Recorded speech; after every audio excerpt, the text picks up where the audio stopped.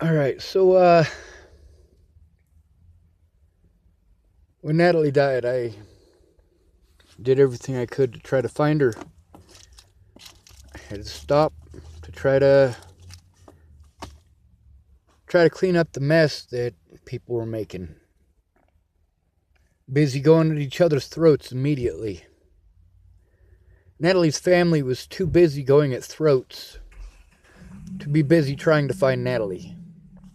My friends were too busy arguing on the internet to be trying to find Natalie. I'm pissed at both sides to this day. Now, that being said, when I found out she was dead, I started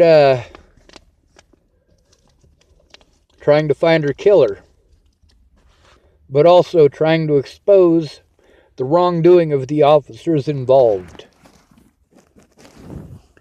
I'm not talking about Peterson. I'm not talking about Rogers. I'm not talking about any of those guys that came after she died. I'm talking about every single one of the officers who dismissed me and dismissed her as well. This jurisdiction shit is fucking bullshit.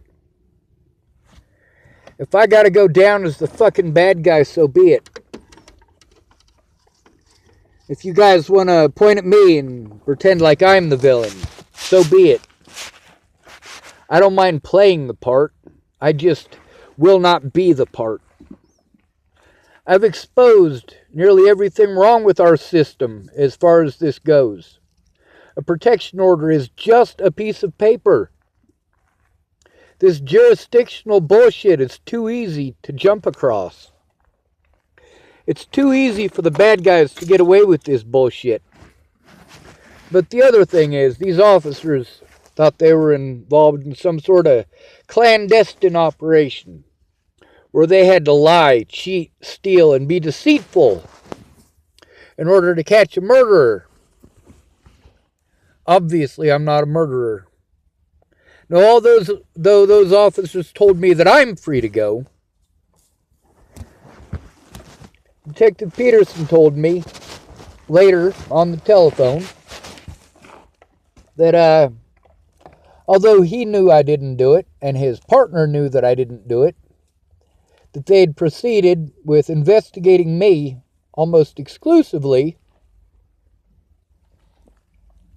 and that the only other leads that they had were the ones that came from my Facebook. The leads that I showed them, Joseph Moreno and Tim Beeson, Ted Bollinger. Joey Moreno, that lead came from, well, honestly, all of those guys were already involved by that point. The stuff on my Facebook just gave them reasonable suspicion to look at those men just a little bit harder. However, they took my actions that I undertook at the request of others, at the request of people who felt that me fleeing state would help to get me safe. So the police did everything they could to prevent me from leaving state. That's what the Boulder Assault was for. That's why they didn't care what I had to say. They thought I was guilty. They thought that me running from state was a sign of my guilt. Detective Peterson told me that although he knew I wasn't guilty, his commanding officer would not allow him to let it go. When they knew that I didn't do it, the first thing they should have done in one of them press releases is say, yeah, Sean didn't do it. Instead of this bullshit that they pulled. See, this bullshit created a lot of undue stress and duress for myself, the Bollinger family, Candace and her family, Lana and her family, Miss Jerry and her family, Shannon Alvarado and her family. What these people didn't understand is that I am bound and determined to see that the right thing is done, and that involves making sure that justice is served for myself as well as Natalie. Now, I have said repeatedly that I am willing and hoping to serve my time. But my purpose is to catch the son of a bitches who actually committed these crimes. I'm not talking about Joseph Lopez. I'm talking about Joseph Moreno. I'm talking about Maddie Boa. I'm talking about Alicia Bollinger, Rose Kelly. Tim Beeson and Ted Bollinger are at the very top of that list.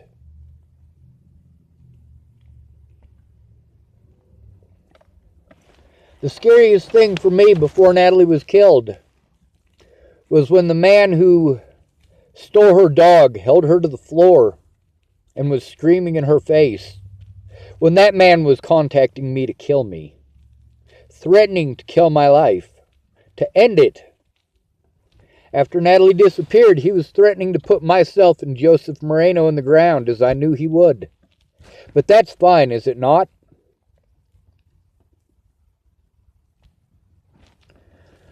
I took well over a year of threats against my life before I threatened to kill anyone. And the first person that I threatened to kill, there were very specific stipulations. If you harm Rose, if you harm Alicia, if you harm Danica, Shelley, or their children, does it matter that I don't have what it takes to follow through? No, it doesn't. It matters that I said it. But you need to know what it is those people put me through in order for me to say that. That was my grandmother's funeral.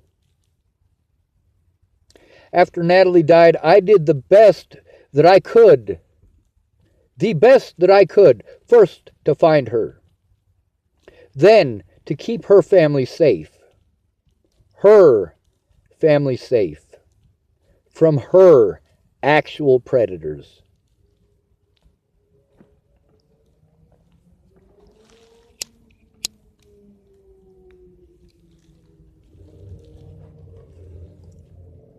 I always said if I'm going to fight a war, I'm going to do it without killing.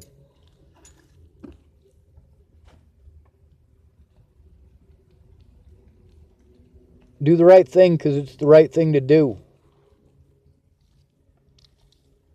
I didn't want to play villain.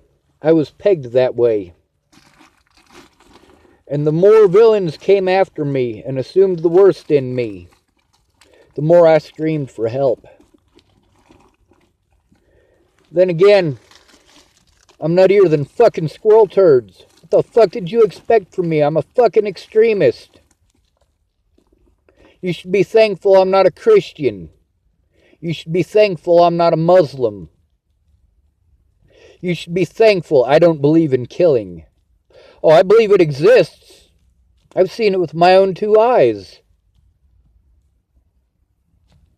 But I don't believe that committing such acts is acceptable. There are 10 commandments.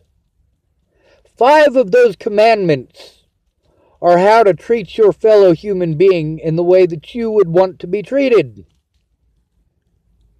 The other 5 are how not to insult people over their beliefs.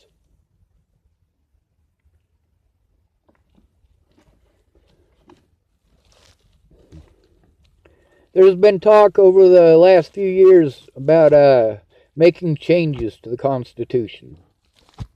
Well, I haven't paid any attention to that in over a decade. Do you know why? Because the Constitution no longer matters. What matters is what the media feeds you. You believe what you are told. The media says it, and it must be true. The media says it, and it is entered in as if it were written in stone by the Almighty Himself. This is called subterfuge. This is the art of war.